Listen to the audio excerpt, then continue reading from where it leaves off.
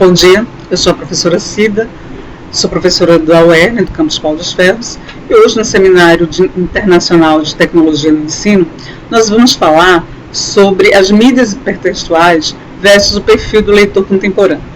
Esse artigo foi produzido por mim e pela aluna do curso de Geografia, Mariana Priscila de Assis. O nosso corpo teórico é formado por Pierre Levy, Paulo Freire, Luiz Antônio Gomes de Sena e Vergara. Na verdade, nós trazemos as reflexões desses teóricos abordando alguns conceitos que eles trazem para essa nossa proposta, que é de falar sobre o impacto das tecnologias hipertextuais na formação desse novo leitor contemporâneo. O nosso percurso metodológico, por tratar-se de uma pesquisa de abordagem qualitativa, nós coletamos os dados no local que os participantes vivem. Por isso, nós fomos até a escola estadual Dilma de Freitas, na cidade de Paulo dos Ferros, para ouvir os alunos e professores acerca de como eles lidam com as mídias hipertextuais, como é que eles se constituem leitor contemporâneo a partir dessas mídias hipertextuais. Esse estudo está dividido em duas sessões. A primeira sessão contextualiza o impacto do uso dos aplicativos das mensagens instantâneas na escrita dos alunos. E a segunda aborda justamente as vozes dos alunos e dos professores. Bom, qual é o impacto do uso dos aplicativos das mensagens instantâneas na escrita dos alunos? Para a gente falar sobre esse impacto do uso dos aplicativos nas mensagens instantâneas, nós vamos trazer o conceito de Brunner, Jerome Brunner. Ele é um psicólogo estadunidense, foi professor da Universidade de Nova York, e do professor Luiz Antônio Gomes de Sena, que é professor da UERJ. Na verdade, eles vêm dizer que o pensamento narrativo é uma expressão da visão do mundo de uma cultura. Ou seja, é por meio das nossas próprias narrativas que construímos, principalmente, uma versão de nós mesmos no mundo. E é por meio da narrativa que uma cultura fornece modelos de identidade e agência de membros. Ou seja, todos nós somos constituídos dentro de uma cultura, dentro de uma sociedade, que através das nossas experiências, dos nossos relatos de vida, eu aprendo e, ao mesmo tempo, eu vou ensinar a outra pessoa.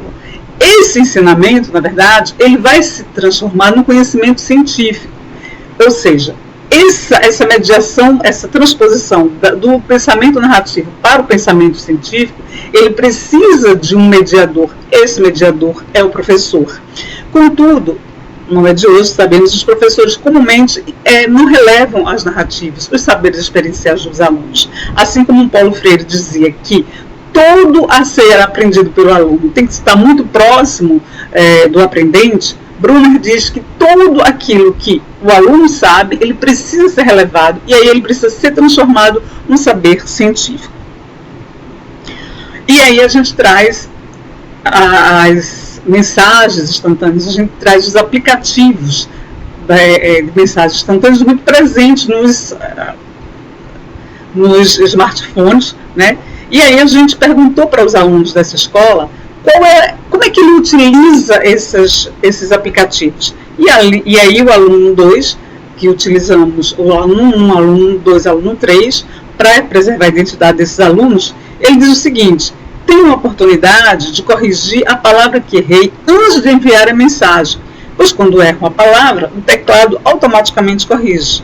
Uso para fazer diversos textos no celular. Olha só que bacana. Então, um aluno, ao invés de ele passar uma mensagem que, de repente, ele tinha dúvida acerca da ortografia de uma palavra, o próprio corretor das mensagens instantâneas, do WhatsApp ou do Viber, ele faz a correção dessa ortografia, né? O aluno 1, ele já diz que na escola ele escreve muito nos cadernos e muito pouco nos suportes móveis, na escola, né? E é nesse contexto que no ensino fundamental o professor necessita desenvolver a percepção de que é possível produzir o aluno, na verdade precisa introduzir o aluno no letramento. E o conceito que Sena traz de letramento, que nós comungamos, é de que o letramento é aquela possibilidade que o aluno tem de transitar nos meios sociais, de sobreviver no meio social, sobretudo num país de tamanha estabilidade como é o nosso Brasil. Temos estabilidade econômica, temos instabilidade financeira e, sobretudo, estabilidade social. Né? Uma hora a gente tem vários programas do governo para subsidiar os estudos, outra hora não temos nada. Bom, então, a partir dessas experiências cotidianas de mundo, particularmente de experiências colhidas na oralidade da cultura brasileira, é que a gente vai se formando o indivíduo. A gente traz, inclusive, trechos, fragmentos do livro do Formação do Povo Brasileiro, Darcy Ribeiro, de como é que nós nos formamos, como é que nós criamos a nossa identidade. Ora, criamos a nossa identidade a partir da oralidade, né? Os nossos antepassados, eles falavam tinha um peso muito grande, os contratos eram morais, não havia a escrita, né? Então o povo brasileiro, na verdade, ele se apropria da escrita para ter uma identidade, mas uma identidade propagada, só apenas reconhecida pelas pessoas que vêm de fora, pelo europeu que nos colonizou. Bom, em síntese, o letramento envolve a formação de leitores de mundo capazes de explorar múltiplos significados da realidade imediata, o contexto sociocultural imediatamente vivido pelo aluno e da realidade para além do imediato, que é o contexto social global. Envolve ainda o desenvolvimento dos leitores de um olhar para o mundo que vai além do dado apresentado, vai ao genérico, ao abstrato, permitindo-lhe formular seus próprios conceitos. Alguns professores gostam de interagir com a tecnologia. Às vezes passam filme, pedem para pesquisar, que os alunos pesquisem na internet, determinado assunto da disciplina, para discutir em sala de aula, mas não é todo professor que usa a tecnologia, não. Esse foi o relato de alguns alunos da nossa pesquisa. O aluno 3, por exemplo, ele diz que acessa o Facebook a maior parte do tempo para um entretenimento. Só mesmo em épocas de prova é que ele costuma estudar virtualmente com os meus amigos, acesso ao entretenimento e nele há vários aplicativos que precisa escrever. Depois de estudos, encontramos erros em nossas escritas e a tecnologia ajuda a melhorar a escrita. Olha só, esse aluno 3, ele nos dá a ideia de exatamente como é que os jovens hoje em dia eles se reúnem. Eles não precisam dos espaços físicos para se reunir. Eles não precisam do tempo apenas da escola para escrever, para estudar. Ele tem todo o tempo, porque eles, na verdade, sejam sozinhos ou em tribos, eles escrevem, eles expressam seus sentimentos. Bom, Sena afirma que o hipertexto não cria um novo leitor, pois simplesmente eles atendem à necessidade de um leitor formado à luz de um modelo de pensamento científico. Ou seja, não é porque estamos lendo nos suportes midiáticos que eu vou ter um outro tipo de leitor. Não, eu apenas vou usar uma nova tecnologia, mas vou fazer uso dos meus ensinamentos da decodificação dos fonemas para fazer a leitura. Então, o aluno 1, ele diz que utiliza o meu celular, o seu celular de smartphone, para entrar em aplicativos de mensagens instantâneas no WhatsApp, com a finalidade de enviar fotos, fazer registros de acontecimentos cotidianos. Já utilizei o mídia móvel para participar de manifestação. Ele diz que envia, em média, 3.000 mensagens e recebe aproximadamente 5.000 mensagens. Os assuntos são da escola, são da família.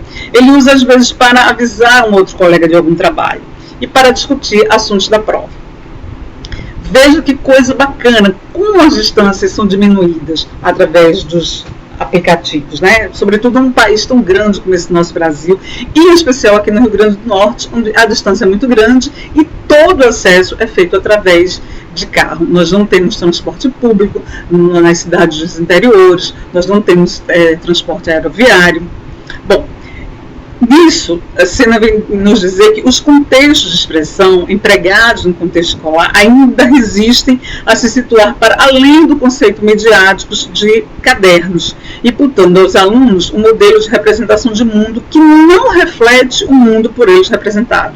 Ou seja, a escola não representa o aluno. Na verdade, talvez nunca o tenha representado, né? É por isso que os professores e a própria instituição escolar resistem tanto em legitimar esse comportamento leitor desse sujeito contemporâneo.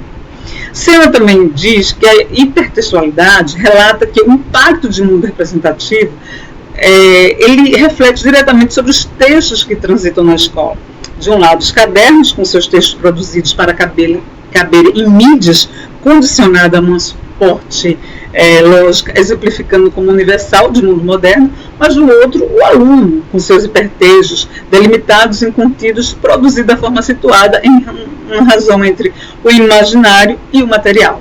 Na verdade, hoje em dia, o leitor ele precisa participar do texto. Ele não pode apenas ser um leitor passivo. Ele precisa da sua opinião e é por isso que ele prefere utilizar as mídias hipertextuais. Ele precisa dizer o que ele achou daquele texto, o que ele achou daquele artigo. E aí a gente traz aqui a voz de um professor. Ele diz que um ponto que percebo como educador em relação à tecnologia e de recursos que ela disponibiliza é que o Facebook possibilita aos seus usuários escrita e expressão de comportamentos linguísticos dentro de um fato cotidiano. Mas analiso que se essa ferramenta fosse utilizada com mais cuidado, de forma que o aluno percebesse as diversas formas de leitura e escrita que o mesmo possibilita, seria mais eficiente.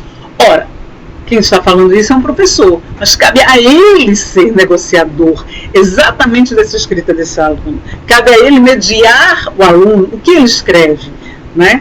Para que não se tenha essa visão na escola de que o Facebook, os blogs, as redes sociais servem apenas como entretenimento. Não, ele serve exatamente para que o aluno seja disponibilizado, seja colocado no mundo social e seja um sujeito letrado. As mídias hipertextuais para a cena da nova era contemporânea ainda restringe muito as potencialidades que ela pode proporcionar para o ensino, pois alguns conjuntos de parâmetros são considerados aceitáveis, outros não, pelas práticas pedagógicas nas instituições, repercutindo aos sujeitos uma opressão das múltiplas formas deles chegarem até o conhecimento. Exatamente isso que eu falei há pouco. A escola não reconhece o comportamento dos alunos, a escola não reconhece esse modo de ser, de pensar do aluno narrativamente. E aí a gente traz uma outra fala de uma professora que ela diz o seguinte: olha, eu nunca fiz um tutorial que possibilite ao aluno aprender a fazer redação e ir para um processo de letramento melhor, pois sou professora de ensino fundamental. E o foco maior, até porque atendo aos pedidos dos alunos, é uma produção do Instituto Federal de Recursos do Rio Grande do Norte, o FRN. Então, a professora ela diz que não potencializa o uso das tecnologias, porque diz também que os alunos não gostam de utilizar essas ferramentas para o aprendizado. Bom, a gente tem aqui algumas conclusões, né, como resultado dos nossos achados desse estudo, é que o ato de ensinar das escolas públicas do nível fundamental, isso a gente está dizendo que o contexto é uma escola estadual do município de Pau dos Ferros, do Alto Oeste Potiguar do Rio Grande do Norte, ele precisa urgentemente mudar. Não quer dizer que Brasil afora esteja tudo igual, mas a gente acredita que é uma fatia, é uma amostra. Né? E essa mudança é para que os sujeitos contemporâneos, os sujeitos que a gente chama de sujeitos hipertextuais, multireferencializados, né? Hoje em dia o aluno, o jovem, ele consegue assistir à televisão, ele consegue responder uma mensagem instantânea no celular, ele consegue abrir o seu PC e estudar no seu PC, tudo simultaneamente. Essa é a grande sacada do jovem, mesmo porque ele já nasce nessa era muito digital. Então, ele precisa ser enquadrado nesse novo tipo de escrita, nesse novo tipo de leitura das mídias hipertextuais. Afinal, essa é a vibe dele. Né?